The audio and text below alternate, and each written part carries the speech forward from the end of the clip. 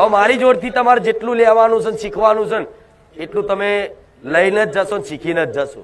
જેટલું મારા ભગવાને તમને મારા સાનિધ્યમાં લખ્યું છે સહયોગ બનાવ્યો છે, જેટલું મારા હાથે મારા ભગવાને તમારું કામ કરવામાં જસ લખ્યો છે, આ બધું જસથી જ થતું હોય। તમે એવું વિચારતા મેરડી માતાજી કરે છે ના, મારા ભગવાને બધું રચાયેલું છે।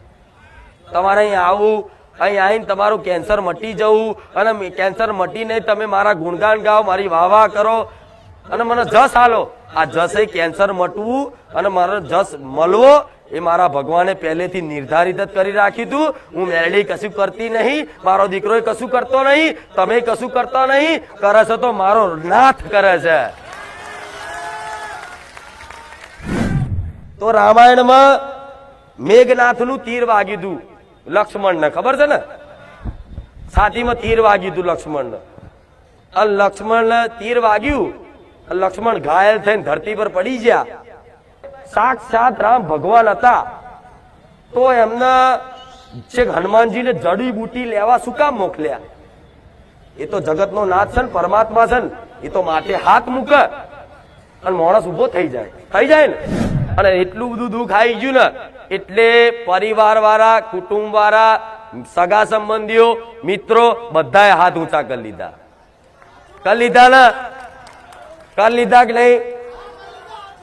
આજ તમને એવું મહેસૂસ થતું હશે કે માં હું એકલો છું,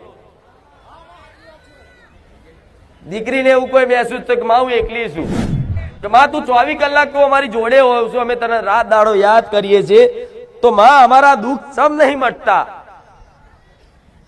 એટલે નહીં મટતા કે જે દુઃખને લઈને તમે રોવો છો ને એ ખરેખરમાં તમને એનું દુઃખ જ નહીં।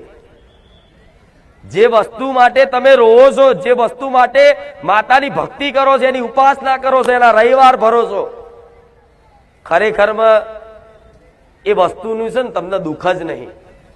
તમને દુઃખ છે ને કોઈ બીજી વસ્તુનું હજુ એ મહેસૂસ થતું।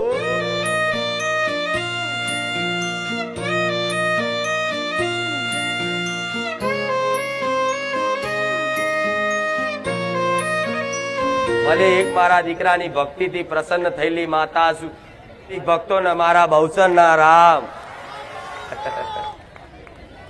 પંચમહાલ વિસ્તારના દરેક ભાવિક ભક્તોને ખૂબ રામ, મારા સુરતના ભાવિકોને રામ, બનાસકાંઠા, ડીસા, પાલનપુર એ બનાસકાંઠા જિલ્લાના એરિયાના જે ભાવિક ભક્તો આજે આયા દરેકને રામ, કાઠિયાવાડમાંથી જે ભાવિક ભક્તો આયા છે એ દરેકને રામ, અને આજે આજુબાજુના ગામડામાંથી ખેડા જિલ્લા, અમદાવાદ જિલ્લા, આણંદ જિલ્લો, બરોડા જિલ્લો, જે જિલ્લાઓમાંથી આજ મારા સાનિધ્યમાં જે ભાવિક ભક્તો આયા છે ને તો દરેકને મારા બહુચરના હૃદયથી રામ છે। તમને રામ, તમારી કુળની માતાઓને રામ,